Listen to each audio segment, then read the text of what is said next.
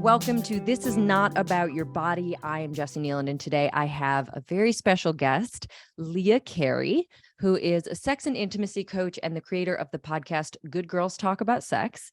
And Leah and I met many, many years ago when Leah came to me for body image coaching, and now I consider her a very dear friend, as well as a truly unique and invaluable resource for folks struggling to access the kind of sexual pleasure and sexual satisfaction that they crave. So welcome, Leah. Thank you, Jessie. It's great to see you. Yeah. For the I'm fifth so time, because we've been having technical we have been difficulties. struggling. Okay. So I would love to have you just sort of introduce yourself and your story. Yeah. So this story, you are a prominent character in this story. In 2017, I had a bunch of life stuff happen that left me in a place where I was able to just sort of take a break from real life and travel around the country for 6 months to a year. I wasn't sure even how long I would be gone. But I left, I sold everything, put some stuff in storage, and just took off in my little 4-door sedan around the United States. And my entire goal was to figure out the next place I wanted to live. That was the only thing I had on my radar. Yeah. But because I had left everything and everyone behind, I was suddenly very much on my own with no distractions. And that led me to this place of realizing I have no hope for love. I have no hope for partnership. I have no hope for the kind of sex life I've always wanted to have, because I was so convinced that my body was deeply unacceptable. I would look in the mirror and all I would see was, an elephant. That was the word that I had in my head. And just, for people who are listening and not watching, I am a perfectly average size 14. But this was what my brain was telling me, because my father had told me from the time I was young that my body was not acceptable. And he specifically told me that nobody would be attracted to me because I didn't have pretty legs. Oof. And that message lodged really, really deeply in my brain. This idea that my legs made me unlovable. And my relationship history to that point had borne that out, because I was certain that I wasn't lovable. I had only accepted love from people who were some version of emotionally abusive. That's all I thought that I deserved. Sex was terrible. It was always boring and often painful. In my head, I had all these ideas of what sex could be and should be, but I thought that my body was too broken to experience it, and nobody was going to love me anyway. So why even bother trying to heal the brokenness? Because I would just be healing something that nobody would ever want. So many layers to that. I also just want to go back and acknowledge what an absolutely messed up thing that was. Like, it totally inappropriate, not just inappropriate because of body shaming, but just inappropriate thing to say to your child. I mean, it's so upsetting to hear something like that. And I unfortunately know that so many people listening have stories like that. And that the idea that not being conventionally attractive enough means you are like, excluded from the possibility of being loved is a very, very common story. Yeah. And my father had no sense of boundaries. Right. Which is why something like that seemed to be an acceptable thing to him, for him to say. Not that I'm making excuses for him. I'm not. Anyway, so I'm out on the road. I'm alone in my own head. I get to the moment where I think, I don't want to live this way anymore. I want to really, what the thought was, and I'm just sort of piecing this together over the last few days as I was getting ready to talk with you. I think the thought that I was working with in that moment was, I want to at least come to peace with the idea that my body is so ugly that it's unlovable. Yes, I actually think I remember that kind of language. Yeah. It was It like, I'd like to properly give up and it and was make not peace. about Yeah. learning to love my body. Right. It was about coming to peace with the fact that my body was unlovable, so I would Uh-huh. stop wanting what I wanted. Yes. And thank God you were you. And you're like, let's put a pin in that. Uh-huh. And we worked together for a year and a half, I Yeah. think. And it was astonishing work. I had no structure in which to understand what the work was that we were going to do together. Um, but what happened, and this is a longer story. I'm writing my memoir, which is the story of this journey. Mhm. Again, you're a very prominent figure in that story in my writing. But what ended up happening was that as I traveled around the country, I started looking for opportunities to experience my body with other people. And oddly, it felt much more doable when I was in these cities where I didn't know anyone. Mhm. Like, I was going to meet people who I had never seen before and I would never have to see again. Mhm. So if they had some thoughts about my body, I wasn't going to have to really deal with them. Yeah. Like, we could get together, have a night of fun, which was probably all I was good for anyway. Ooh. And then by the time that they actually started to process any thoughts they had about my body, I'd be gone. Mhm. Um, and you were very supportive of this type of exploration. I remember I was in Washington, D.C. I will never forget this moment. I was in Washington, D.C. I'd had a date with this man who I'd met on an app. It was, a perfectly fine first date, just like, we went Mm. out for coffee. Um, and he said, as we were getting ready to leave, how much longer are you here? I'd like to see you again. And so I got on the phone with you. I happened to have a session with you the next day. I got on the phone with you and I said, is it terrible that I'm considering having sex with this guy who I don't know on a second date? And your response was, I'm really interested why you would ask, is it terrible instead of, would it be fun? Like, mind blowing. Yeah. And so over the course of that year, I started putting myself very intentionally in spaces where people would see my body. Mhm. Sometimes that included finding people online, apps. Yeah. Craigslist at the time was a thing to have dates with. And then when I got out to the West Coast, and I settled in Portland, Oregon. When I got here, I found a sex positive community that actually has events that are centered around us being naked in a room together. Mhm. And that was really exciting for me. Like, the sexual piece of it was really edgy for me, but the naked part of it was for a long time the most important part, because I got to be in a room with other people without any clothes on and discover that they weren't telling me that I didn't belong there. Mhm. And through Yeah, it sort of that, blew up the myth of exclusion completely. completely. Yeah. And there's so many layers to this.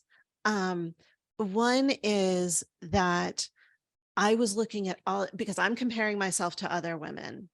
So I'm looking at all the other cisgender women in the room and saying, my body is not actually that different. Like, yes, some are Mhm. skinnier, some are fatter, some Yeah. are shorter, some are taller, but none of us have this like perfect body. Like, there's Right. just no such thing in this room. And every one of us is the object of desire from somebody. Uh-huh. Every one of us has somebody seeking to be our partner.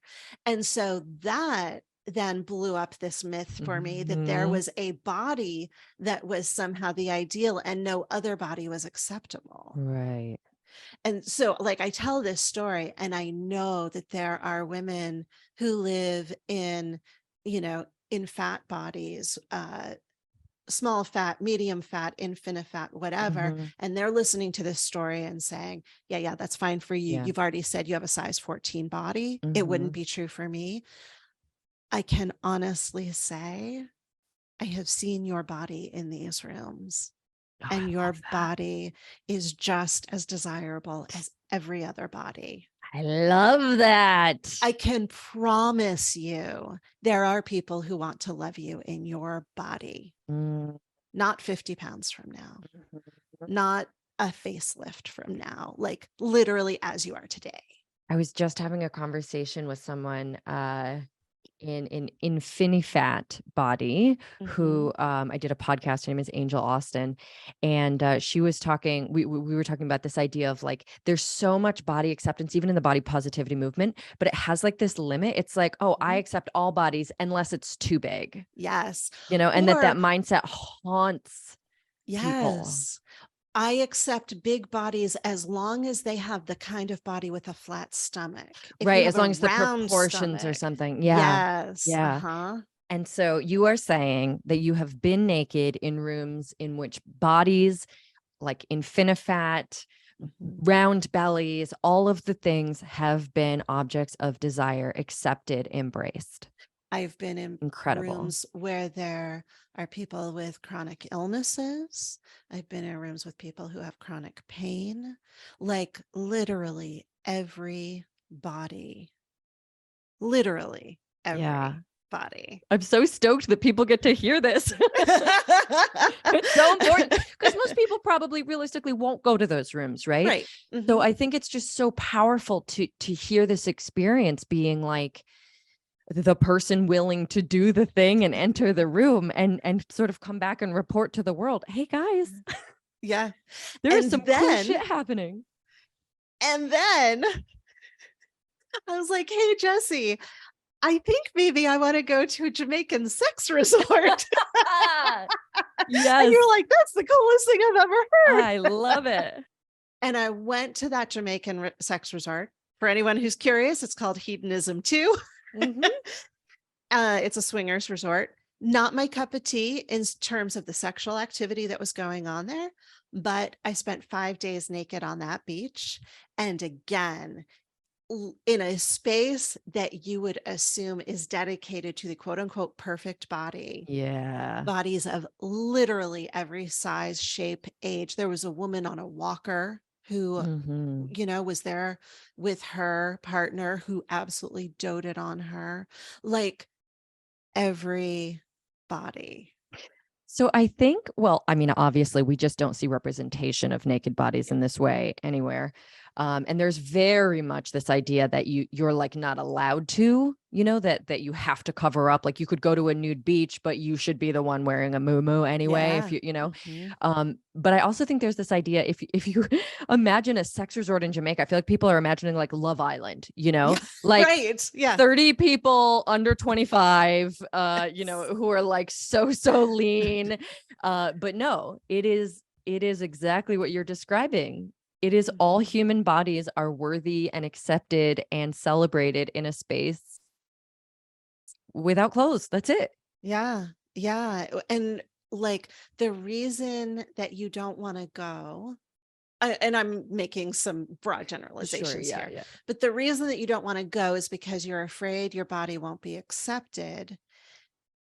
And so there are fewer bodies of that type in those spaces. Mhm. But the people in the bodies who are not conventionally thin and attractive and whatever, who go into those spaces, have this experience again. And I have Yeah, this yeah. conversation with my girlfriends all the time about how, like, COVID was really hard on a lot of our body Mm. image issues because we weren't able to be in those nude spaces and see, remind ourselves, Yeah. remember, oh yeah, my body is just like everybody else's. And so during COVID, I had a real significant dip in my body image Hmm. that I'm starting to go, they're opening up again. We're starting to go to events again. And I'm starting to get back to that place of, oh, right, my body's okay. It's just like everybody Oh my else's. gosh.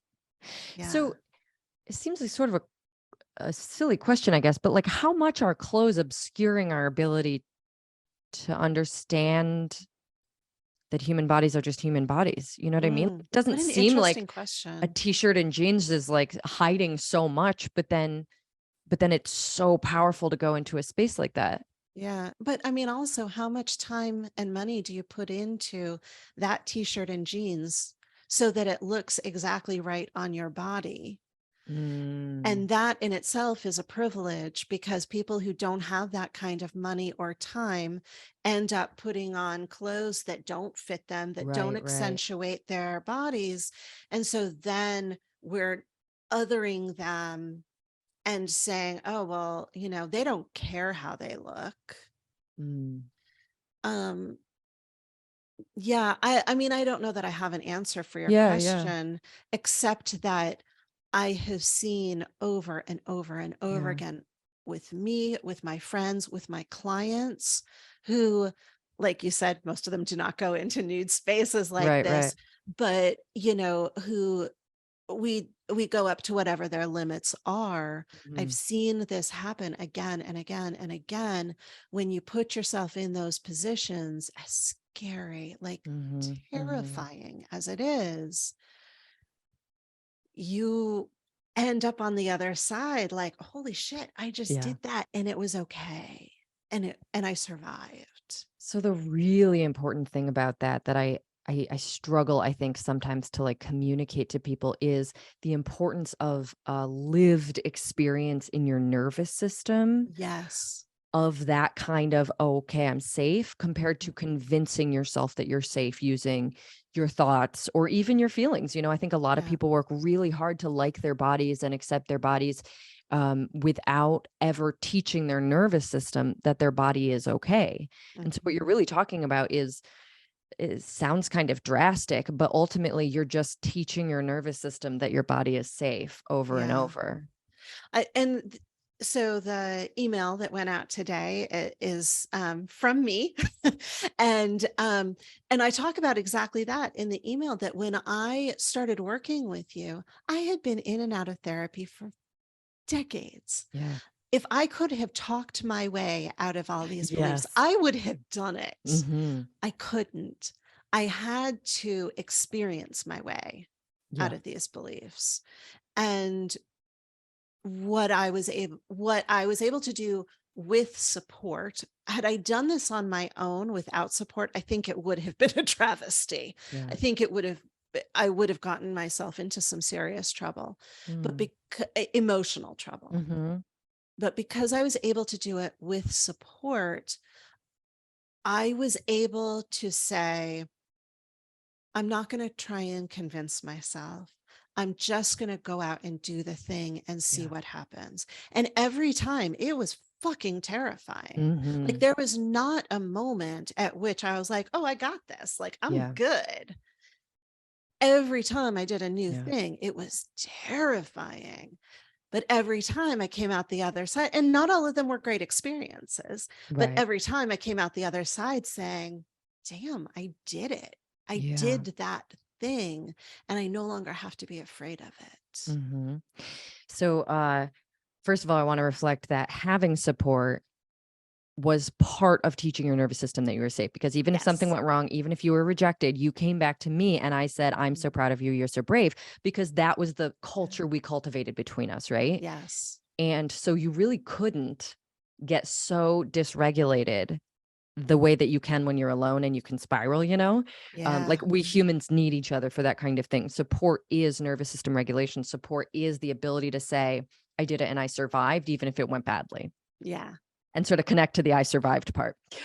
So I think that's so important to recognize, like why some people sitting listening to this being like, well, I could never do that. Maybe not. Maybe you don't have the support yet to be able to feel safe trying the real risk-taking, scary stuff. Yeah. The other thing I want to say is I call this death work because it feels like you're going to die. Oh my God, it does. Like, this is not in your head.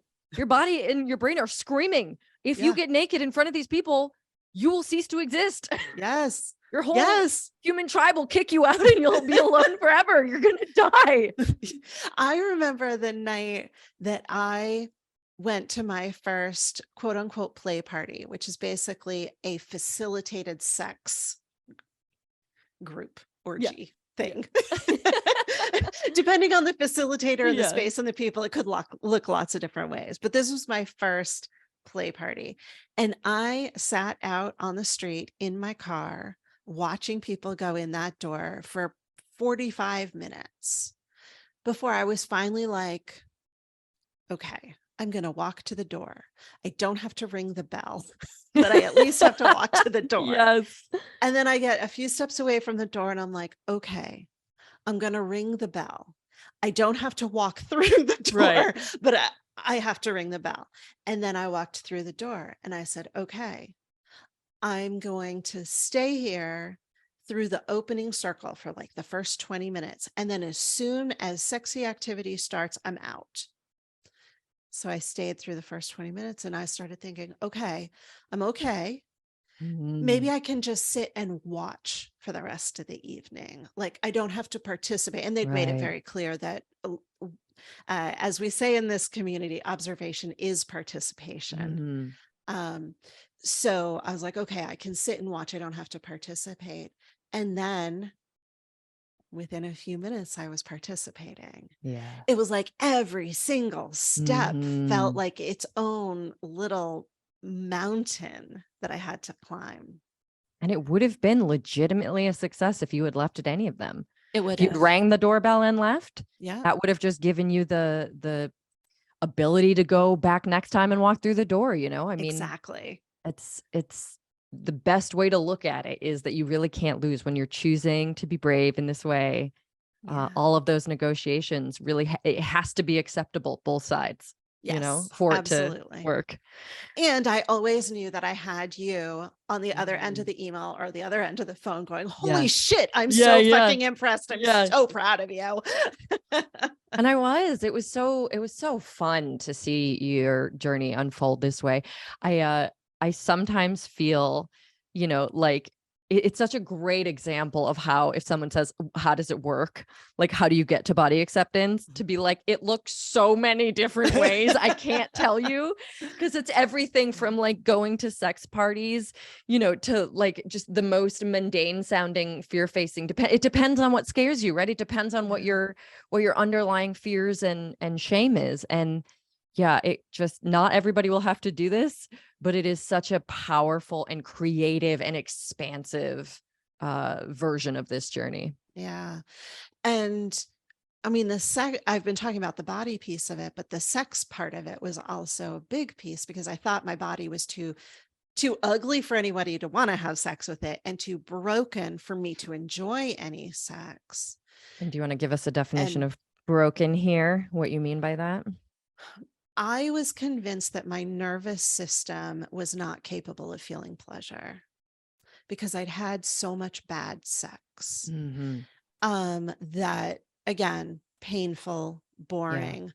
And there's this additional thing that is true for me, which is that, you know, if somebody touches me like this on the arm, I can feel it. But if somebody begins to stroke me sensually on the arm, in certain headspaces, I go numb and I can't feel their fingers on me. And I bet some people listening to this are going to recognize this because it's not uncommon. And for me, it has a lot to do with how safe I feel. Right. So I've gotten to the place where if I feel safe with somebody, I can feel them stroking my skin. If I'm in an unsafe space, I still go numb. And so that can be for me one of the like really important markers of am I safe? Do I feel okay? Which, by the way, is such a powerful piece of moving towards body acceptance, is recognizing that your body was protecting you, right? Yes. It's talking to you. It's saying, whoop, I don't feel safe to feel that. Yep. And now you can work with it instead of against it and say, I can't feel pleasure. I guess I'm broken. You're like, oh, heard. I'm not Mhm. safe. Maybe I slow this down. Yeah, exactly. And so I went through this long process of just allowing people to touch me. And, so at this point, I was in Portland, Oregon. I had found this community of sex positive people where the it's so funny. One of the things that we laugh about is I don't know what most of these people do for work. Like that's always the first question that everybody Right. asks. Like, this is Susie. Oh, what does she do for work? I have no idea. Does Yeah, it yeah. matter? Like, all that matters is that we connect and Mm-hmm. that I enjoy my time with her. And, Yeah. um, but I started reaching out to people in the community who I had met at events, who I felt safe with, and saying, I really enjoyed that exercise that we did together. And all of these events are facilitated. So, like, they were not just wild, crazy sex parties. Like, Right. I was having very specific experiences of learning how to feel. Mm-hmm. And so I remember in particular this one guy who I contacted after an event, and I was like, it seems like we had a really good rapport. Would you be interested in, I'm not suggesting that we become girlfriend, boyfriend, but would you be interested in just trying some of those exercises on our own? Mm-hmm. And we did. Um, and there were times when I would be like, okay, in this session, I just want to tell you what I want. And Yeah. he does it. And then in another session, he tells me what he wants and I do it. And I began to learn that part of my inability to feel sometimes is because there's too much going on. My Yeah. brain can't focus on both giving and receiving at the same time. So for Yeah. me, sex now looks like giving for a while and then receiving for a while. It does not Mm-hmm. look like two-way touch at the same time, because Yeah. when that happens, I space out. I can't feel any. Mm-hmm. So, like, all of this experimentation, and for the most part, all of it was disconnected from the idea of I need this person to fall in love with me. I Right. need this Right. person to want to date me, because that was too much pressure for me. Like, Yeah. that was a whole other mind fuck. Yeah. So This you were was, seeking pleasure healing, touch healing, nudity healing, all these things, like sort of step by step by step. But one of the ways that allowed it to actually feel tolerable was to not ever let it be, am I worthy of love? It yes. was, am I worthy of touch? Yeah. Like acceptance in my naked body, touch, Yeah. pleasure, but none of it yet was love. Yeah. And what happened was, what allowed me to start believing that maybe I wasn't hideous was that I started hearing totally disconnected people say the same things to me over and over and over. Mm. So people in different parts of the country Uh-huh. are saying, "Oh my God, I love your hips. Ah, Your ass is yeah. amazing." And I think maybe there's a grand conspiracy and the Truman Show is real and I'm Truman, but the likelihood Right. is that there was not a worldwide memo that went out that told everybody that these were the words they were supposed to say to me. Right. Actually, I think they were saying it because they actually meant it. Uh-huh. And so the first step for me was not, oh my God, all these people love me, so obviously I must be amazing. Uh-huh. It was, if all of these different people are saying this thing to me, chances are pretty good that they're not lying. Mm-hmm. So I am going to choose to believe in this moment that they're not lying to me. Mm-hmm. I Which, cannot by the get there way, with them. it is huge for people to believe that someone is lying to them about Mhm. how they are desirable or attractive or whatever. Like, this is a Yeah. common story among people Yeah. struggling with body image. Well, of course, my husband says that. He has to say that. Yeah, He's everyone says married to that. me. He Yeah. has to say that. He has to say that. Oh God. Never mind that he's probably aching for you to believe it. Yeah, Or she absolutely. is, it's part of the compliment cycle Mm-hmm. it's not just giving the compliment. It's knowing that the other person can receive Yeah. it and hear it. And so when we give compliments that aren't accepted, it feels incomplete. It feels Mm-hmm. dissatisfying to the person giving the compliment. And Like, oh my God, hurtful over time. yes, Like, you don't see me. You don't hear yeah. me. Why don't you believe me and trust me? I am your Yeah. partner. Do you know, though, I feel like there's something so beautiful in your story, which it really highlights how it's not about being convinced.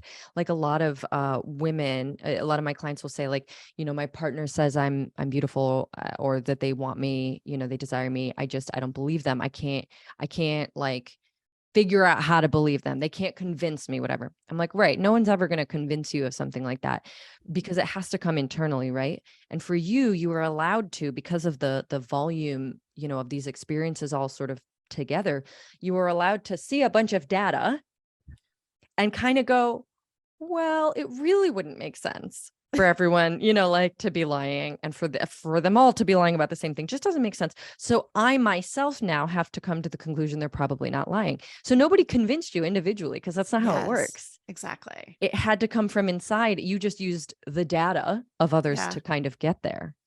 And you know what I find fascinating is that my partner now, he and I have been together for about 5 years, and he is not one to give physical compliments. He's Mm-hmm. not one to say, I love your body or I love your ass or any of those things.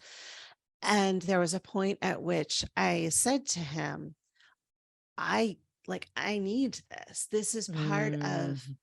what I need from this relationship. And he said, I've spent so long trying to tell women how much I appreciate them and them rejecting what I was saying that I Oh, just stopped doing it. that's heartbreaking. Right.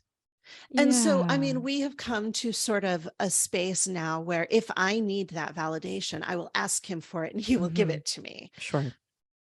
But we train them. Yeah. And by them, I Oh, mean any of our partners, yeah. regardless of gender, regardless of whatever. We train them to not give us what we are seeking because we reject it when they give it to us. Yeah. Wow.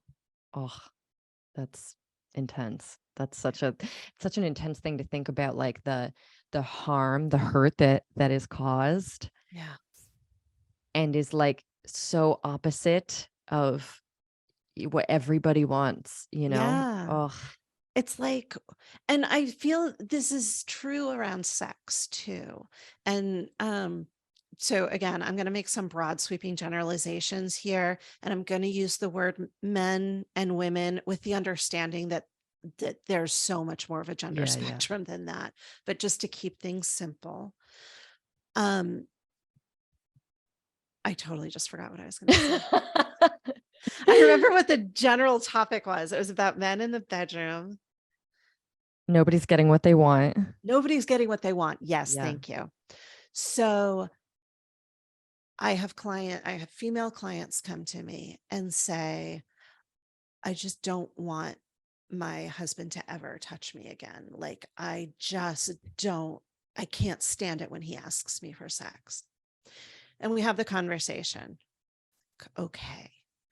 Is it true that you never want him to touch you again? Like, let's just like go down to the basics of the Yeah. words here. Is it true that you don't want touch?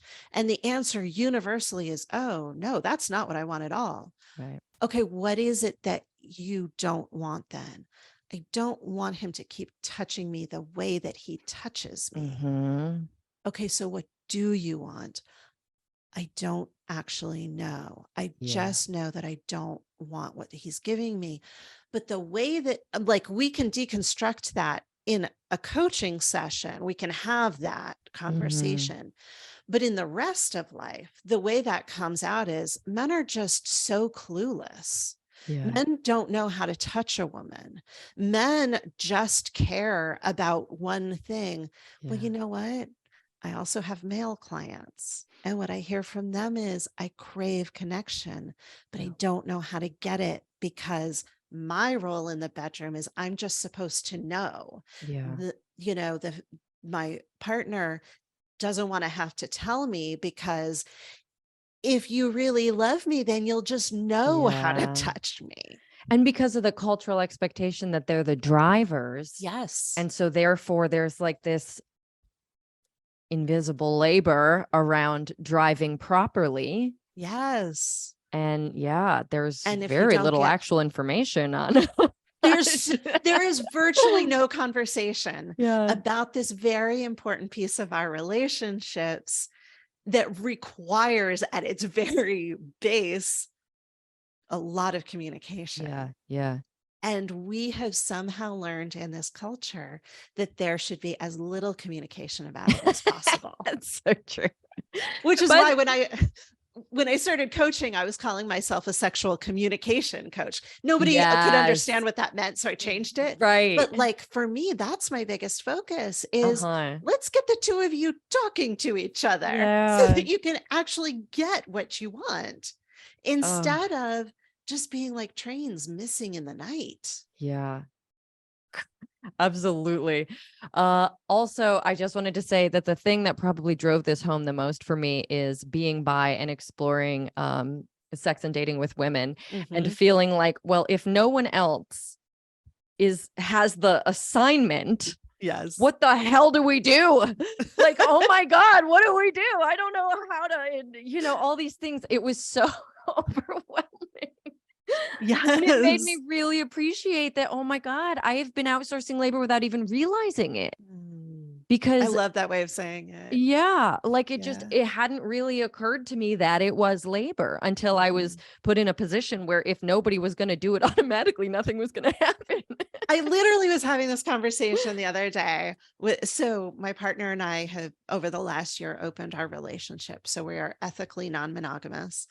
And I started dating this woman and we were just having this conversation literally a few Yeah. days ago where we were talking about the dating apps and what a total hellscape that is. Yeah. And she was saying, yeah, I'm like she's exploring the Her app, which is Mhm. exclusively women, femme identified, raised, AFAB, Yeah. assigned female at birth. And also I think trans women.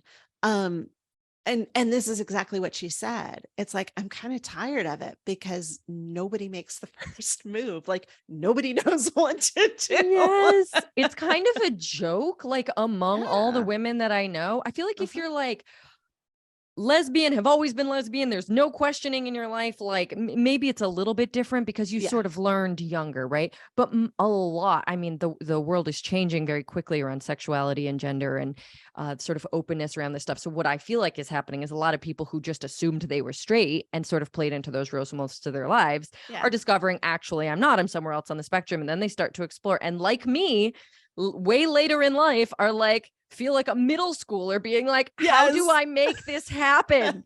How do I make it clear that I want to do something? And like all of that stuff becomes so obvious because it just, it was, we were following a script without even realizing we were following a script. Yeah. And add on top of that, and this is a conversation I have, again, most of my girlfriends are monogamous and I mean, Yeah. non-monogamous Yeah. and bisexual. I say girlfriends. What I mean by that is my female Yeah. friends, Yeah. Yeah. Yeah. not Yeah. women who Yeah. I'm dating, Totally. just to be clear. Um, but we have this conversation all the time about how when you're bisexual and you have this experience of men hitting on you and not necessarily taking no for an answer and making you Yeah. uncomfortable and all that stuff, that we don't ever want to make another woman feel that way. So Totally. nobody makes the first move. Right. Like You know what nobody even expresses interest. right. I find myself often drawn to, or having them drawn to me, other women who have very little to no experience with women. Mm. And so that puts me immediately in the like leadership role. Yeah. And so I've had quite a few women be like, "Oh, I'm like very interested in exploring this stuff. I don't know how to make it happen." I'm like, "I totally understand. I relate." I feel that I'm being very forward, and then at a certain point I'm like, "Are you interested? Because I can't Yes. tell." And they're like, "Oh Yeah. my God, of course. Yes, definitely." And I'm like, "That was not clear." Even a woman that I was sleeping with like for a while, every time I was like, Are you feeling a vibe right now?" Because Yeah. the information that you get from a woman in that space compared to a man in that space tends to be so, so different. Yeah. Yeah, absolutely. It's fascinating. Anyway, uh, so go back to your story and tell me what was going on in terms of the exploration of like pleasure into sensation and sort of like sexual satisfaction with body Mm. image, and then how that shifted into, because it eventually did shift into sort of worthy of love, Oof. Oh God, where do I even start? or just dating, Um, sort of. I think that was sort of the next step. yeah. I spent quite a while doing this like and the way that I would say it was, I'm just having all of the fun with all of the people. Like Uh-huh. Yeah. anything that sounds fun, I'm going to do it. And there were no strings and no expectations. And eventually I got to the point where I was like, I'm having a lot of fun and I'm starting to feel the need for a more solid connection. Mhm. And it just happened to be that at that moment, um, I met my partner, who I've now been with for 5 years, and he was the right person at the right moment. Um, in terms of worthy of being loved, it was such a gradual process. I'm not sure that I could write a map for Yeah, anybody yeah. because it happened moment by moment, day by day. I remember the first time.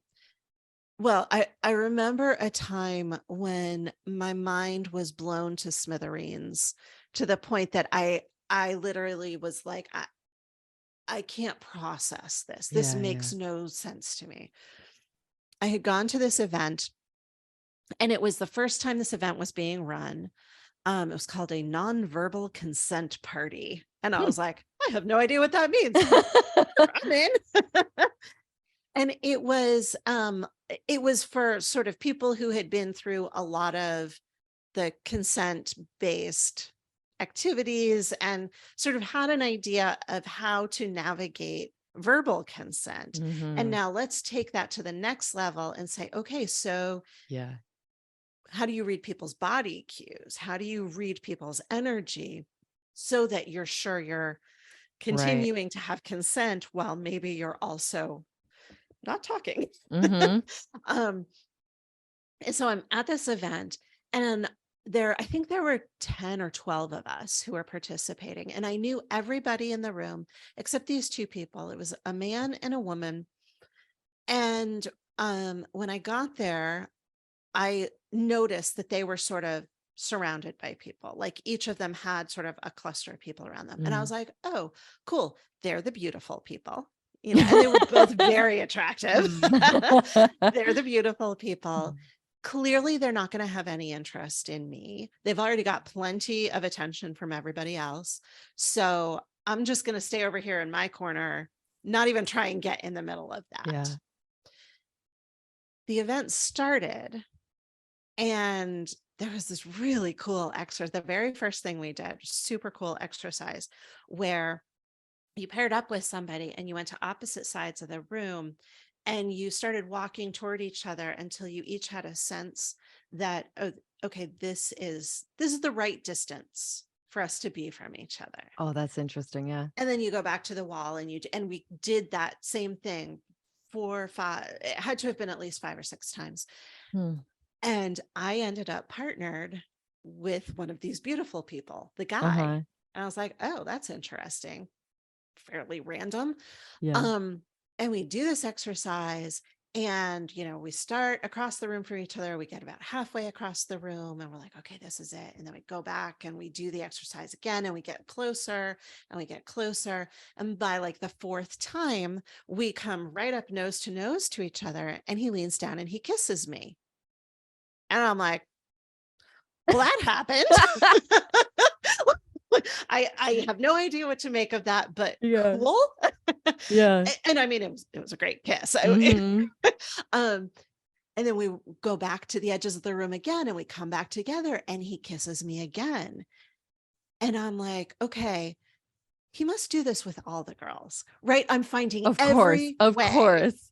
to explain away the fact that he's kissing me. Yeah. He must just do this to all the girls. Oh my gosh. So then the leader says, okay, we're going to do a different exercise, change partners. And he leans down to my ear and he says, I want to do more of that later. And I was like, first of all, hell yes. But second of all, he must say that to all the girls. Oh my Like, this gosh. must be his line, his game. So we change partners. I end up getting paired with the other beautiful person, the woman.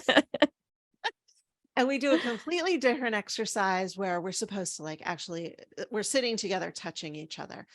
And I was convinced that she hated me on sight. Like, she was just so cold to me that I was like, I don't know what I did, but she clearly doesn't like me. Oh my God. And so we're doing this exercise, and I'm feeling very like, I don't even know how to engage with her. Yeah. Because I don't want to cross her boundaries since she hates me. And it's another one of those exercises where we do the same thing over and over again, several times.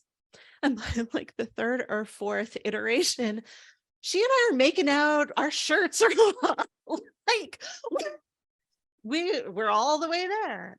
Oh my And gosh. when that exercise was over, the facilitator said, let's take a 10-minute bio break. And so she and I sit talking for a couple of minutes, and I was like, I thought you didn't like me. I thought that you actively disliked me. And she said, no, before the event, the guy who was actually her partner, non-monogamous, so they're both there ethically, but she and the guy had gone outside and had a conversation where each of them said, you stay away from Leah. She's mine. I want to play with her. Oh my gosh. Yes. Like, I have no framework for this whatsoever. This makes absolutely no sense to me, because I experience myself as the invisible girl in the corner who nobody looks at, nobody pays attention to. The idea that you would be outside having a conversation about me and arguing about who got to be with me. What? Now, out of curiosity, how did that translate to feeling like a cold energy, do you think? Well, it's exactly what we were talking about. This like bisexual female, you don't want to hit on people unless you already know that they're willing and interested. You don't want to scare anybody off. You don't want to make anybody uncomfortable. And so a lot of us, I think, end up having kind of standoffish energy. Totally. Do you know, I can actually go back to and like realize that some of the cold energy that I gave off just in regular social circles, not like sexual and romantic spaces or anything, around women was literally like trying not to be weird. It was just bisexual, not trying not to be weird. Yeah. Like, oh God, you're so pretty, I'm gonna not be weird. And then that person would later be like, I thought you hated me, or like, you just seemed really kind of like a bitch. And I'd be like, I know, sorry about that. But at the time, no one was then having the conversation of like, oh, I'm bi, sorry to be weird. Yeah. But the capper on that story, just in case anybody's wondering, is I had the most exciting and satisfying threesome of my life that night. Yeah, everybody was wondering. Yes, so amazing. So in that, I mean, and there are so many stories like this, right? This was a volume game. You got to a place of what with your body? I am not going to say I got to a place of body acceptance and I Yeah. love my body and I'm going to look in the mirror and just stroke. Like, no, I got to a place where I was willing to accept that other people were attracted to my body. Mm-hmm. That is still as far as I can go. Maybe 10 years from now, who knows? But like the whole body neutrality thing of I'm just going to accept the fact that I have a body Yeah. and other people seem to appreciate it. Cool. Like Yeah. that's as far as I can go still. Yeah. I remember you being like mad when you first That started sounds like dating me. your partner and kind of realized that you were going to have to like, because you had gotten, I mean, it was just such massive, expansive sort of breakthrough stuff over that year and a half. Mhm. And I remember you just being like pissed that you now had to go deal with the internal piece of it. Oh, yeah. You're like, Yeah. What do you mean relationship? yeah. There's all this other stuff I was kind of hoping I could maybe avoid. Yeah, that sounds like me. Yeah. So, but you, I mean, whatever, Valentine's Day, relationship, sex, intimacy, it's all so wrapped up. Yeah. What would you say in terms of like, did body image continue to evolve as your Mm. relationship grew compared to like sex parties and all of all the fun with all the people? So, yeah, it has been an ever evolving thing, and I think it probably will be for the rest of my Mm-hmm. life. I don't expect that there's an end point at any point. Right. Um, for a while, he and I were just having fun, like it was fun, Yeah. it was flirty. And for a while, he we both sort of were wary of becoming monogamous. Mm-hmm. And he really resisted that for quite a long time. So there was still a period of transition in there where I was seeing Mm-hmm. other people as well. Um, and but we also, I don't know if you've talked about NRE, new relationship energy. Not on here. So it's the idea that when you're with somebody new that you're really excited about, and this can happen with friends, it can Yeah. happen with mentors. It doesn't just have to be sexual relationships, but this is the easiest place to Yeah. understand it. Your brain gets absolutely flooded with all of the happy chemicals. Mm-hmm.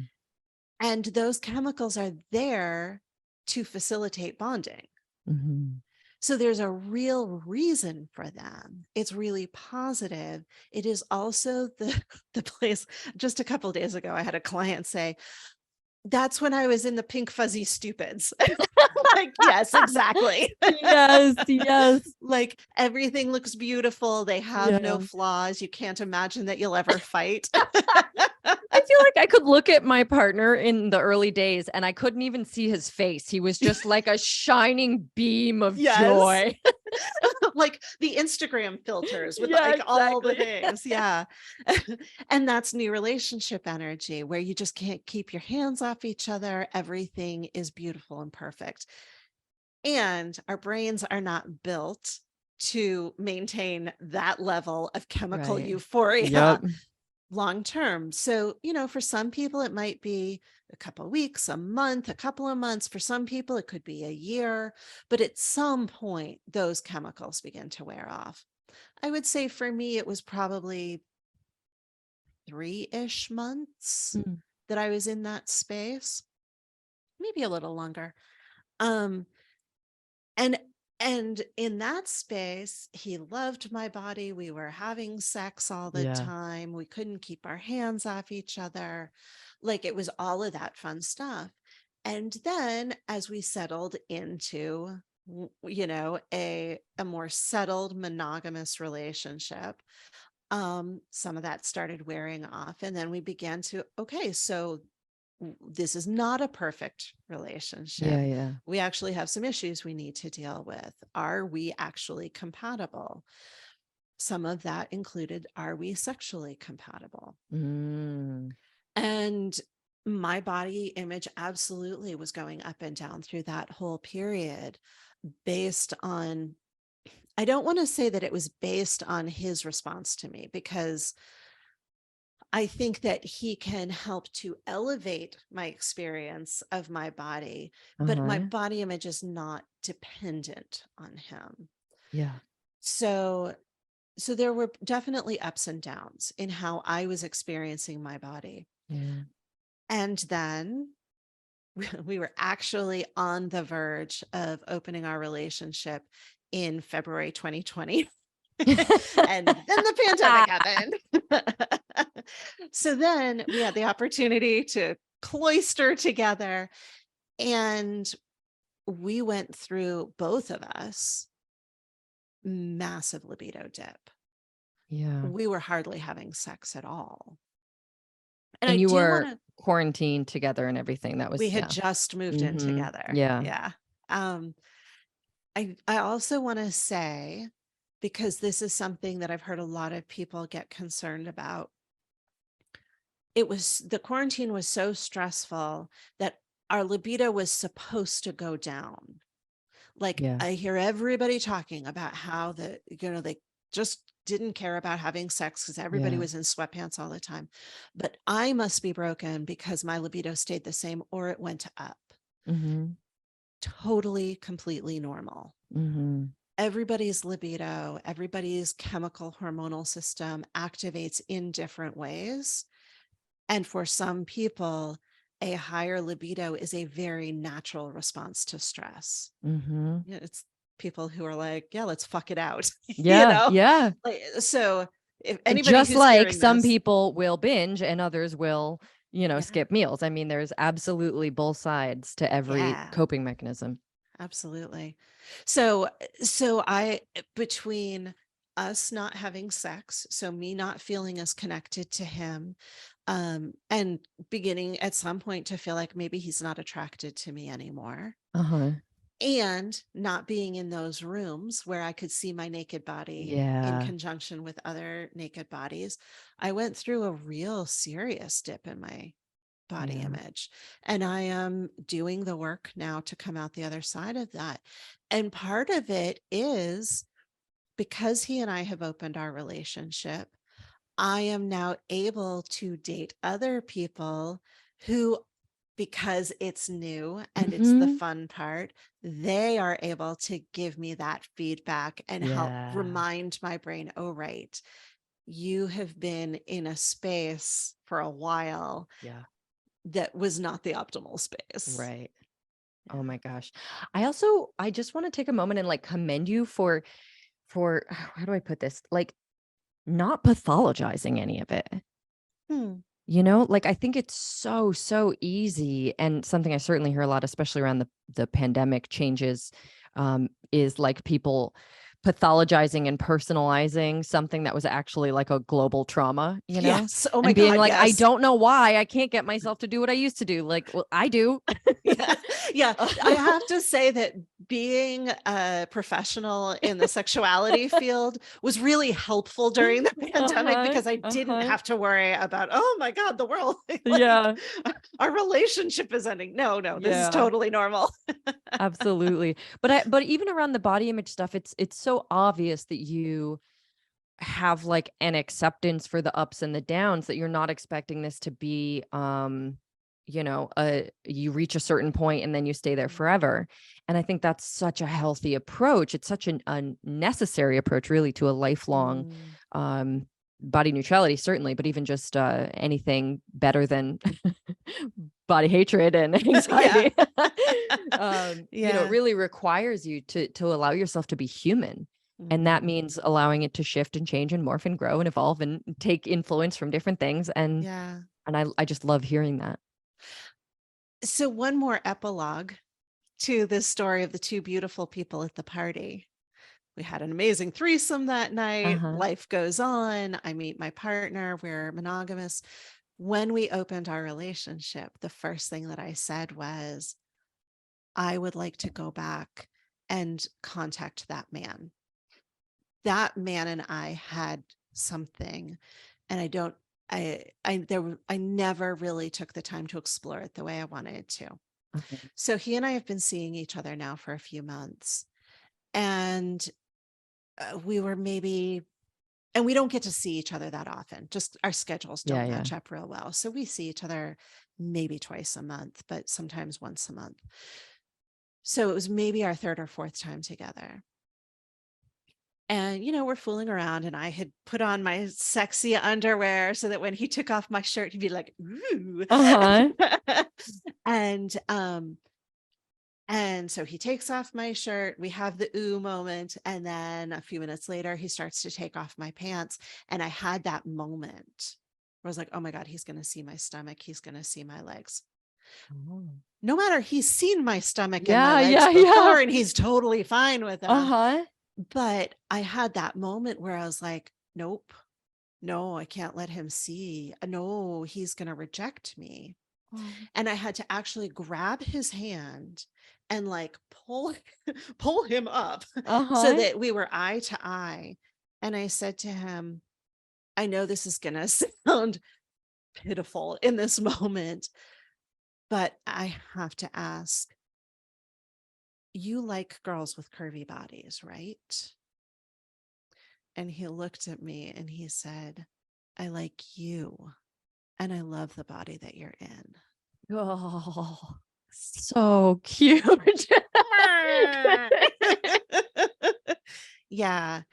I mean, just to go back, there's no such thing as a body that everybody loves. Right, And right. there's no such thing as a body that everybody hates. There's somebody who wants to love you in the body that you're in. Oh, yes. And I think that the spaces that you're talking about and the journey that you've been on really highlight also like a huge, huge difference between attractive, like in the sort of conventionally attractive sense, like hot, what we think of as like Yeah. that kind of classic look of oh, guys like that or whatever, compared to desirable. Mm, Because I always say this to clients, especially who are partnered and worried that their partners are no longer attracted to them for any number of the things that you've already sort of covered. yeah. But I always say, like, it's so important to feel desired by them. And that is real and human and beautiful and healthy, right? But to want to be hot to everyone is that those are completely separate camps. Mm-hmm. One of them literally doesn't even exist, Mm-hmm. but it also speaks to I don't know, there's no connection in that one, right? I just want to be hot to everyone so Yeah. that I guess my life is good. Yes. This one is I want to be desired by someone either that I love or that I desire because I want to have an experience with them. Mm-hmm. And I want to feel like I impact them in this very particular way. Yes. And that is so good and juicy and healthy. Mm-hmm. And there's just a huge difference, I think, when people say, I just want to feel beautiful. We really have to get clear on which of these two camps we're Yeah. referring to. Yeah. I periodically have men contact me on social media because I talk about sex and I'm female. So, Sure, yeah. but I periodically have men contact me and say, some version of, I'm afraid I'm not normal because I'm really attracted to women in big bodies. Oh, And I have wow. to have the conversation with them about, no, you are completely normal. What you're doing is saying, I'm not willing to accept the standard of what our culture tells me I'm supposed to want. I'm going to want what I actually want. But there's so much stigma on Oh my that we God. believe that nobody Yeah. wants it. It is absolute bullshit. That makes me want to like throw my computer out a I window. know. The I system is know. so broken. It's so broken for everybody. For Everybody is everybody. losing. Exactly. Because they're going after women they're less attracted to because it's more Because they conventionally. feel like they're supposed to. Yes. Oh, They're not getting what they want. And meanwhile, the women they're actually interested in are feeling unloved and unlovable. uh-huh. Wow. It's all just complete bullshit. absolutely is. And on that note, I'm so happy to have you here. Is there anything else? Anything we didn't even talk about the stuff we had sort of planned to talk about? Anything else that you want to cover today before we wrap up? Well, I think that, this is going to come out on Valentine's Day, which is a day that has a lot of pressure on it. And so to people who are single and wondering if your body is going to keep you from ever finding the love that you want, I promise there are people who want to love you. There are also people who are partnered in some version of a sexless partnership and wondering, is it my body that has made them uninterested in me? And I cannot speak for your partner. I'm not going to pretend that they are a perfect, enlightened partner. But I can say that it's rarely your body. It's almost never your body. It is a breakdown in communication that then gets blamed on your body. I'm going to take the stab and say it is in fact never your body, because even if it is your body, there is other stuff at play. You know what I mean? Like, even if there was an actual lack of attraction that shifted for your partner, there's so many other things at play in and around what they believe body changes mean. Yes, exactly. And then finally, there are people who are partnered and having sex with their partner. And because it's Valentine's Day and there's pressure on the sex that you have on Valentine's Day, you may be thinking, oh, like, what is the position that I can be in that will make me most attractive to my partner? Which way do I turn my body and accentuate my curves? That is all keeping you out of your body and in your head so that you cannot experience the pleasure that's available to you. And I guarantee you that it is more sexy to your partner for you to be experiencing pleasure than it is for you to look a certain way. I promise. Absolutely. So the more that you can, and this is a long process, I'm not suggesting that you're going to hear this and be perfect at it tonight, but the more that you can really focus on the feel of their skin on your skin, the feel experience of whatever it is that you're doing together, and the less that you can think about how does my body look in this moment, the sexier that interaction is going to be. Agreed. And you and I both know how many men we talk to who express the kind of frustration that we said before in terms of like not being believed that they're attracted to their partner, but also not wanting their sexual practice as a partnership to revolve around being given something. They want to have a connective, equitable, pleasurable experience, and their partner is so bound up in trying to give them something that it frustrates. They're like, I don't want to just keep receiving. I want you to like be having a good time genuinely. And so I would also challenge anyone who feels like Valentine's Day is a time where you have to give your partner a sexy, pleasurable, performative, whatever experience, and actually think about what it might be to maybe even for the first time, see it as an equal exploration of pleasure and not a I would even take it a step further. If you are willing to get really edgy, here's something I did with my partner just literally a few weeks ago. I said to him, tonight, I want our sex to be all about me. And the way that I want that to look is I am going to tell you exactly what I want in each moment. This was scary, right? Because I had to actually know what I wanted and be able to verbalize it. But that's exactly why I did it, because I needed to do that. But we had a really fun time. And at the end of the evening, I was like, so like, was that okay for you? Would it? And his response was, oh my God, it was such a relief. Because I didn't have to wonder what you wanted. Oh, yes. So if you are willing to be really edgy, try that tonight. I love that. Okay, Leah, thank you so much for being here. Tell everyone where they can find you. Yes. So my podcast is Good Girls Talk About Sex, where I interview people who were brought up as little girls, plus transgender women, about their sex lives. Mm-hmm. And then you can find coaching information at leahcarey.com. And we will link to that in the show notes. I've also been on your podcast. So if anybody Yes. wants to look those up, have I done Couple 2 times. episodes? Yeah, something like that. You can find those as well. And Leah, it's just been an absolute honor and pleasure to have you here. This was so fun. Thank you for doing the festive Valentine's Day podcast with me.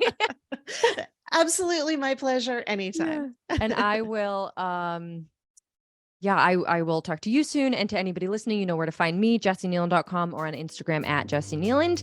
And thank you so much for listening, and I'll catch you next week.